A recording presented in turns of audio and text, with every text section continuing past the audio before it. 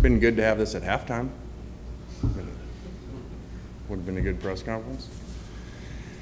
So, unfortunately, we didn't play well in the second half, especially offensively, and didn't play well at all in the first half defensively. So that's not a good thing.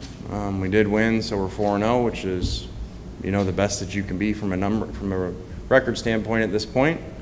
But kind of more similar to the first game of the year, where we played really well early and then didn't. And I thought we had overcome that, by the way the last two games had gone, of having really big leads like this one at halftime and coming out. And obviously we didn't do that today and tried everything, but got to figure out something better. I'm sure they started like a lot of people, probably like a lot of our fans, like, all right, this one's over. Let's, get ready for the next one. With, a great team coming in here. So unfortunately that happened. The good thing is you take parts where you say, okay, well, we're really good on offense, we're really good on defense. We just weren't consistent at it. So that's better than we've all been around teams or games where, you don't feel good about a side or both sides at all. So now we just got to put it together, which again, we did a week ago, but every game is independent of the other, and every week is brand new. So got work to do and get some guys back healthy too that missed today. You talk about putting it all together. Is there a simple way to do that, or is that just something you have to kind of filter through in practice? Well, I'm not going to overreact because we just did it 2 weeks in a row, and so maybe it's a good thing. I try to look at things, and if we were sitting in here and we would have played another half like that, and we would have been 200 to whatever 20-something combined score this season, and it'd be hard to keep kids' attention, and they'd hear everywhere how great they are. So, they definitely should be listening after that. That was not you would not think we won the game in that locker room at all, and so at least I think they're starting to understand. If we want to be great, and you got to knock people out when you have a chance. We had plenty of chances, including the end of the first half. We let them go down and score a field goal. And, the third quarter should have come out and put it away. Lane, how would you evaluate Jackson today, and is this still a week-by-week kind of thing? I thought, which you'd be surprised if we're not scoring any points in the second half, that I would say this, and being so heavy run. Statistically, I thought Jackson played well. Was even more physical in the run game than I'd like, and tried to stop him a couple times. No, we ideally didn't want to run him so much, but sometimes that's just what they do on the reads. And even when it's not a quarterback read, if they bring an extra guy, he's got to pull it. So I thought he was good, smart with the ball. He's kind of in every game had one of those that you want to take back, and he overthrew a guy, but I'm talking about a really poor decision. So that was good, and it really was a different game once we started moving. They got out of what they do and ended up playing man-to-man, which is unusual for them, and said, hey, if these guys do that, that's got to come up to you outside receivers. You got to go take the game over, and at times, Malik and Mingo were doing that, and then we missed them a couple of times too.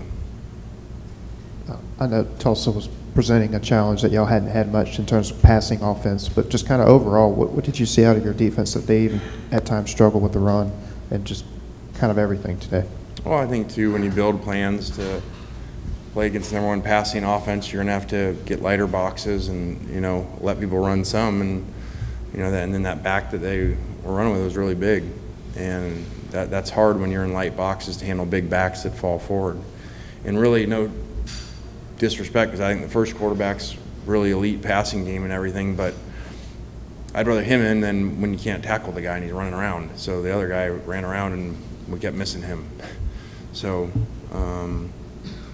not a good combination. We weren't covering him real well early with the run, and then we were beating them with the pressures, and they were just missing this guy. You went pretty heavy with Quinshon in the second half. Was there a reason that Zach didn't get more carries in the second half? Yeah, that was a medical thing. Lane, how would you evaluate for 60 minutes just the way the offensive line played across the board? kind of what I've been saying in general. First half seemed very different. You know, now we presented some problem things to them, similar to Arkansas a year ago, and what we did offensively, things we hadn't shown that I think did well early. And then when we had to just run, you know, it kind of got mushed up, and they did a better job on defense. So, you know, and then Buckshot was hurt, tried to play hurt, but you could see the snap issues going on there, and so we had to take him out, you know, so guys got to step up and play well.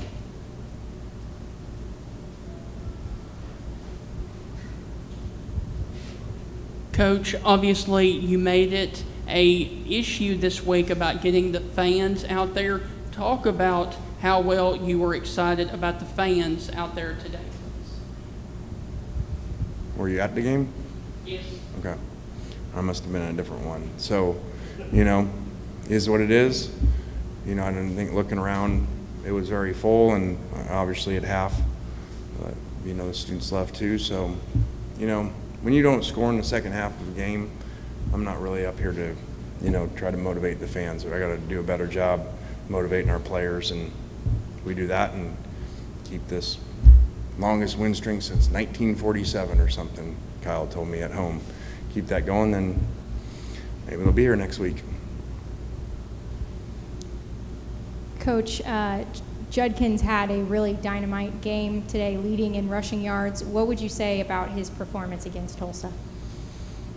I think he looked really good, made some good runs. Fortunately, you know, the big fourth down wasn't able to hold on to the catch that would have been pretty significant, game-changing play, you know, versus cover zero and a pick route for him. But he continues to play well, especially for a freshman. And then I didn't think, you know, there at the end there wasn't a lot of room to run, is why the quarterback had to pull and stuff, because they were just so loaded and tight there. Lane, what was kind of the biggest culprit to the offense not being successful kind of in that second half, you think, based on the eye test there?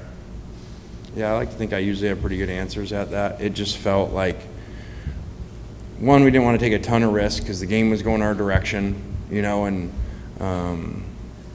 so we got a little conservative, which again, the point is to win the game, even though it doesn't make myself happy and others happy when it ends like that. But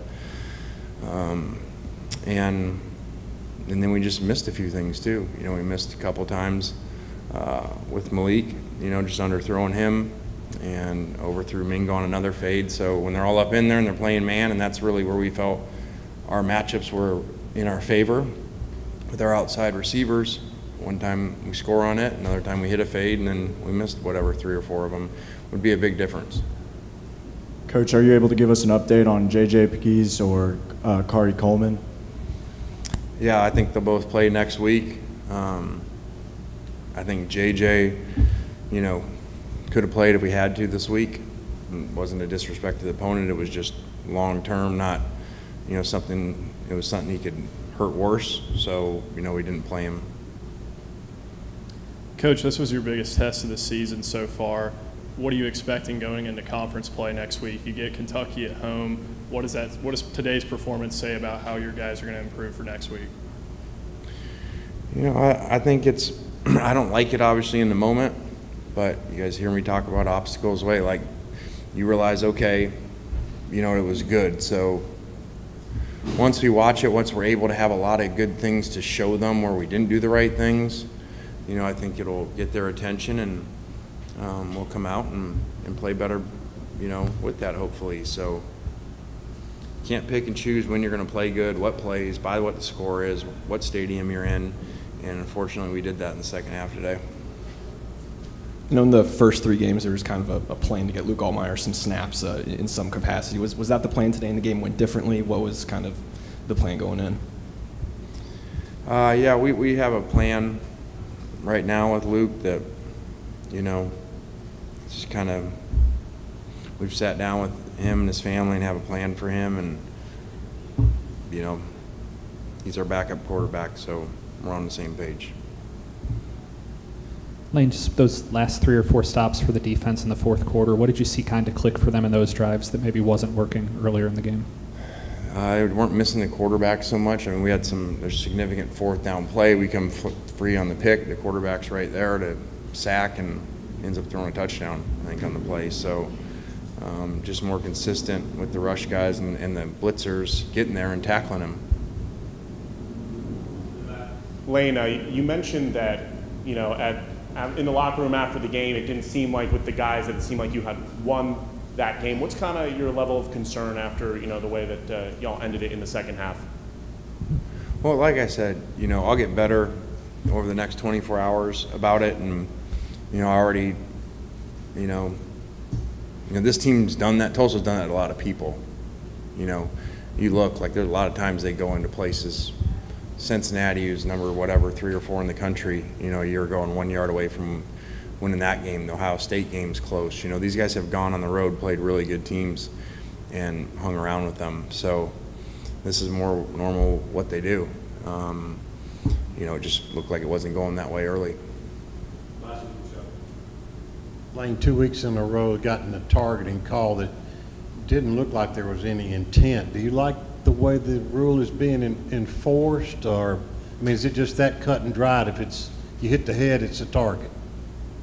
Yeah, I mean, it's for medical reasons. It's a good rule, and you know, we've been able. I remember I was in the NFL, I think, when it started, and everybody said there's no way we can coach him out of it, and it has. You know, and the type of hits have decreased dramatically because of the rule being changed. So it's not fun when it happens to you, but you know, it's a good rule. All right, thanks, Coach. Yep. Players in next. Now the defenseless player block, all right, that's a whole different rule, because the defensive player block, I'm the receiver, I'm going in to block you, and you're right there, and the ball's coming right at me, and now I'm not supposed to block you. Because today we got one that calls back the fourth down that he's just blocking him like you teach guys in Pee Wee football. So that rule, that one I don't understand. You're not defenseless when you can turn your head and look.